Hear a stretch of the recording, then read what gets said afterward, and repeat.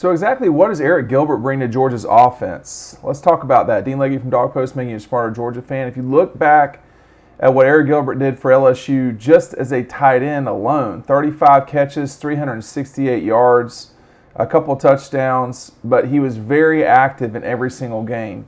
You're talking about 3.5 catches a game at tight end. Now at receiver, where you're going to throw the ball around a little bit more, LSU started 3 quarterbacks last year.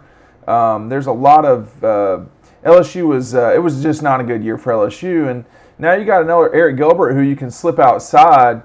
It's going to be very noticeable at 6'5", somewhere around 230-ish, maybe high 230s pounds. He's going to be a real difficult matchup for anybody, and I've seen his speed. Okay, at 250, I've seen his speed.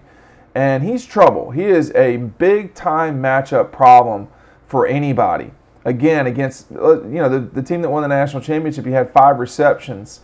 So he is hard to cover. I think the big thing that he gives you now is the ability to have a playmaker who can rival what you lost in George Pickens.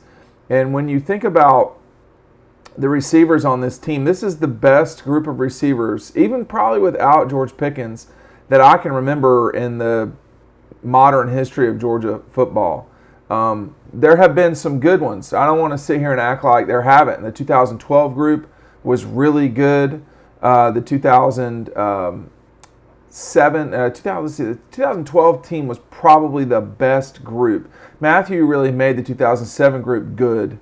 But, then you had the early 90s teams with all slew of guys that were playing with Eric Zier.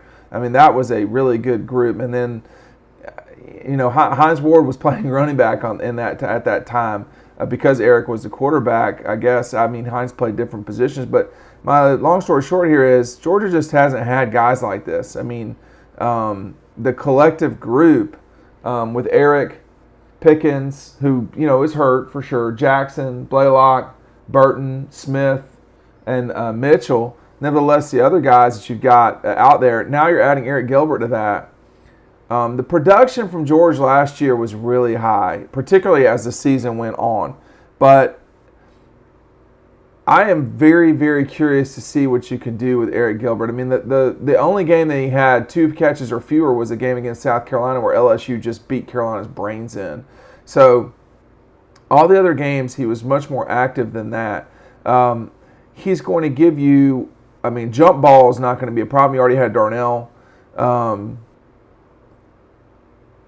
I guess the big thing I'm trying to say is I've just not seen a lot of people that size run that fast and have the ability that he has. A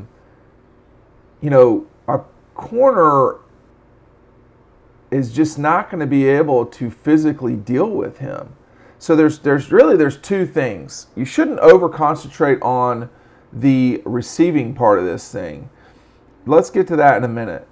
You're still talking about Georgia here with running backs like James Cook, Zamir, Kendall Milton, who people are really scared of. That is going to be, if they could win by just running it, they would do that. Arik Gilbert gives you a guy that has been a tight end in the SEC, playing receiver and blocking corners who are going to have just no chance in those scenarios. I mean, getting around him, you're not going to it's very rare that you're going to defeat his block. And let's just say you try to get around the block. Well, the guys are going to be, the running backs are going to be gone. So he's a real problem on the outside. And the fact that, too, defenses don't know what's coming at them. And unless it's a very long situation like 3rd and 8 or above, they don't know if the teams are going to throw or not. So you have to respect the run. And he's going to be real trouble in the run game, I think. That's the part that we're really not focusing on. And that's something that, like a guy, Demetrius Robertson, left yesterday. That was not his strong suit. He was a guy that you wanted to get into space and just let him use his speed. With Arik Gilbert should be able to compete on the outside edges in a dominant way in terms of blocking, running, getting into people's faces, confronting them with his size.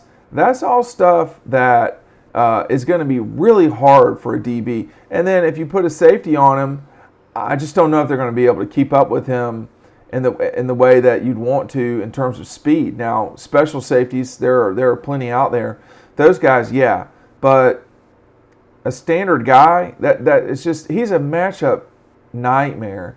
And then you could bring him into the line if you wanted to. Now, you've got tight ends that are playing that position all the time, and Arik is a wide receiver, so that's not a concern.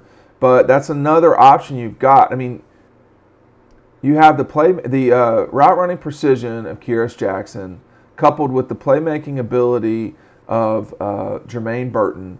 You're going to get Dominique Blaylock back, and then you have Arik Gilbert. Nevertheless, the fact that you've got Mitchell, who really showed what he could do in the spring. You got McConkey, who is a true kind of widget guy, get you the ball in the slot. They've got what you want, and now they've got an extremely difficult matchup with Arik Gilbert. He should add a couple points per game average just having on the team. Not a touchdown more a game, but maybe 2, something like that. That's going to add up.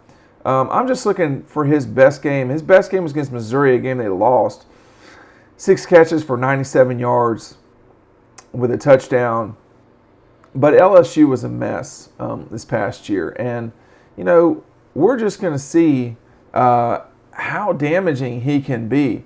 The long ball, that's mainly going to be guys like Smith and Burton and perhaps, Kyrus. But he can get that done too. I can't get out of my head the one play he made against, I think it was Parkview, but Marietta was in the quarters or the semis of the state championship run in 2019. And it's obvious how big Arik Gilbert is when you see him. And when he took off down the sideline on just a simple ball against good competition, and he just took off, that's all you needed to see. I mean, he's running away from people. He is going to be a real troublemaking presence for defenders. I mean, Alabama will be able to match up with him. I don't know if Clemson will. I mean, let's just say you put Booth, they're probably their best DB, a really good DB at Clemson. I mean, Kendrick is at Georgia, who you could have made the case was Clemson's best defender. Andrew Booth is significantly smaller than Arik Gilbert, and if you put him if you put Booth on Arik Gilbert, well, then you've got to deal with your other guys covering Jackson, Burton, and Blaylock. Nevertheless, the other guys are just not even going to mention them. So it becomes problematic. Clemson's front four is going to have to make an impact in that game because the matchup is not ideal for them against Georgia's for their secondary against Georgia's receivers. They didn't play well against Ohio State, and that's hard to get out of your head. But when you look at this game, Arik Gilbert's going to have opportunities to make plays, and he's going to have to take advantage of them. So that game is going to be about protection for JT Daniels and him getting the ball out to guys like Arik Gilbert. But there's not a lot of people who are going to be able to deal with Arik. There's just not. And I'm trying to explain that the best way possible. The problem is you've got to deal with him in the run game, where you've got suddenly a 6'5", 230, 240-pound guy blocking. So most receivers are not that tall, and they certainly are not 235 pounds. Then you've got the passing game, where he is nothing but trouble and is a very complicated matchup certainly for DBs who he can physical up and create space with his wingspan and his body. Safeties, safeties are not going to be right on top of him. So if you want to get him the ball immediately at the line of scrimmage, like I've seen happen at Marietta, then he's a danger to take it all the way. He's not He-Man. He's not Superman. He makes mistakes. Don't get me wrong, but it's guys like Arik Gilbert make things look easy, and that's what you want to see if he's on your team. And I don't think people are making too much about what his impact can or could be at Georgia. He is as good a high school player as I have seen play live. I'm talking about Zamir, A.J. Green, Eric Berry. He is in that category of what I've seen live. It was not as good as what I saw from Zamir, but that was like unhuman. I mean, it was like someone from Mars had come down and he racked up 300 yards on 13 carries or 13 touches. This was, wow, this guy completely will